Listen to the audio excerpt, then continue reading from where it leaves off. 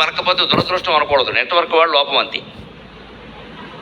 ప్రతిదానికి ఇది ఒకటి బాగా జోడించడం, అదృష్టం దురదృష్టం, అదృష్టం దురదృష్టం. ఏమిటి దురదృష్టం? దురదృష్టం అంటే అదృష్టం అంటే కనపడింది అంతే. నీకు ఏదైనా చెడు జరిగితే దురదృష్టం అంటున్నావు, మంచి జరిగితే అదృష్టం అంటున్నావు. జరిగిన దాన్ని బట్టి వ్యాఖ్యానిస్తున్నావు, దానికి ఏమైనా ఆధారం ఉందా? అసలు అదృష్ట దురదృష్టాలనే మాటలు మనం ఎంత తక్కువగా వాడితే అంత మంచిది. హేతుబద్ధంగా తార్కికంగా ఆలోచిస్తే అన్ని విషయాలు తెలుస్తాయి.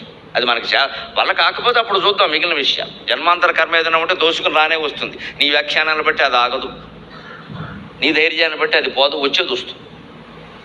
అందుకని ఆయన అదే క్షణంలో అంత చిన్న చిన్న పనులు చేస్తూ ఏదో రకంగా సంపాదించుకుంటూ మనోధైర్యాన్ని మాత్రం కోల్పోకుండా ఖాళీ సమయం ఎంత ఉంటే అంతసేపు కూడా అఖండమైనటువంటి తపస్సు చేశాడు, అఖండమైన తపస్సు చేశాడు. ఇవాళ సాఫ్ట్వేర్ ఉద్యోగాలు సహా ఎవరైనా సరే ఉద్యోగం కోల్పోతే ఊరికే కోల్పోయాం అని ఏడిచి 10 మందికి ఫోన్లు చేసి ఉద్యోగం వచ్చే వరకు నిద్ర పట్టకుండా ఏడవకుండా ఎలాగో నిద్ర పట్టదు కాబట్టి నమ శివాయ నమ శివాయ నమ శివాయ నమో నారాయణాయ నమో నారాయణాయ నమో నారాయణాయ శ్రీమాత్రే నమ శ్రీమాత్రే నమ శ్రీమాత్రే నమ శ్రీరామకృష్ణాయతే నమః.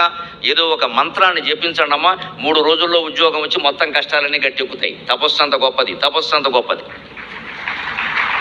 మనకి తపస్సు అనగానే వశిష్ఠుడు, పెద్ద గడ్డం ఇవన్నీ గుర్తొస్తాయి, అవసరం లేదు. కటింగ్ చేయించుకుని కూడా తపస్సు చేయొచ్చు, జీన్స్ ప్యాంట్ వేసుకుని కూడా తపస్సు చేయొచ్చు నువ్వు చేయగలిగితే. ప్రమాదం ఏం లేదు. చేసే వెర్రి పనుల కంటే వెర్రి పని ఏం కాదు అది. ప్రతిదానికి నియమాలు నిష్టలు పెట్టేసి దాన్ని ఎవరు అంటకుండా చేయక్కర్లేదు. తపస్సుకు మూలం ధ్యానం, ధ్యానానికి మూలం నామస్మరణ. వెరీ సింపుల్, ముందు నామస్మరణ. మనస్సును కాస్త వెర్రి ఆలోచనలు మానేసి నమశివాయ అనడానికి ఏమిటి? పైనుంచి ఎవరో దిగొచ్చి అభయం ఇయ్యాలా? శివుడు వచ్చి నీ కోసం ఎక్కడ? మనకంత సీనుందా? అంత చిన్న చిన్న ఉపాయాలు ఉన్నా సరే మనం బద్దకిస్తాం, చెయ్యం. వచ్చిన వాళ్ళందరి దగ్గర నా ఆస్తి పోయింది, నాకు వ్యాపారంలో నష్టం వచ్చింది, ఏమిటో దేవుడు కూడా దయ చూడలేదు. దేవుడు దయంతా నీ మీద ఉండాలా. చిన్న నా బొచ్చకు శ్రీరామ రక్ష అని. నువ్వు చేసే వ్యాపారానికి మొత్తం హనుమత్ సీత లక్ష్మణ భరత శత్రుఘ్న సమేతంగా రామచంద్రమూర్తి ధనుర్బాణాలు పట్టుకోవాలా? నువ్వు అంత గొప్ప వ్యాపారివా? మా సాహిత్యంలో సామెత ఉంటుంది, కల్తీ చేయని వ్యాపారం లేట, కాపీ కొట్టని కవి లేట. మేము చెప్పుకోకూడదు కానీ నాకు అన్నీ చెప్పేయడం అలవాటు.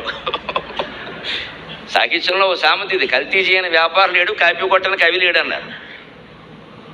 ఊరికే చెబుతూ ఉంటారు కబుర్లు, అది రాసాం ఇది రాసాం. తీరా వెనక్కి చూస్తే శంకరాచార్య దగ్గర ఎక్కడో ఉంటుంది ఆ మాట, కాపీ కొట్టేసాం జపం విషయం. వీలైతే శబ్దమే కాపీ కొట్టేస్తాం, తెలియకపోతే లేదా భావం కొట్టేస్తాం, శబ్దం మార్చేస్తాం. ఆయన మధ్య పనులు రాస్తే మేము శారదూరంలో రాస్తాం, ఏమీ లేదు, అది బాధే. అందుకే అన్నారు కల్తీ చేయని వ్యాపారం లేడు, కాపీ కొట్టిన కవి లేడే. ఈ మాత్రం వ్యాపారానికి ఏదో నష్టం వచ్చిందని చెప్పేసి మొత్తం భద్రాచలం వదిలేసి మన దగ్గర కూర్చోవాలా రామచంద్రమూర్తి? ఆయనకి ఏమిటి పని? మనం ఏమిచ్చాం ఆయనకి? ఆయన విశ్వం అంతా సమాజం అంతా భగవంత్ స్వరూపం కదా. ఏ సమాజంలో ఎవరికేం చేసాం? ఏడుస్తున్నాం కానీ. అందుకని కష్టం వచ్చిన వాళ్ళు, ఉద్యోగం దెబ్బతిన్న వాళ్ళు, వ్యాపారంలో దెబ్బతిన్న వాళ్ళు, సంసార జీవితంలో ఇబ్బందులు పడుతున్న వాళ్ళు అసలు ఆ ఇబ్బంది గురించి ఎవరికీ చెప్పడం మానేసి, దాని గురించి ఆలోచించడం మానేసి మనస్సులో కనుక నామస్మరణ చేస్తే 3 రోజుల్లో తొలగిపోతుందండి. 3 రోజుల్లో 72 గంటలు, నాట్ మోర్ దాన్. ఒక్క నిమిషం కూడా పట్టదు. భగవంతుడి దయ అంత గొప్పది, భగవంతుడి దయ అంత గొప్పది. దాన్ని నమ్మాలి మనం. అందరికీ భక్తి ఉంది, ఆస్తికత్వం ఉంది, దండాలు పెడుతూ ఉంటాం, నమ్మం అసలు.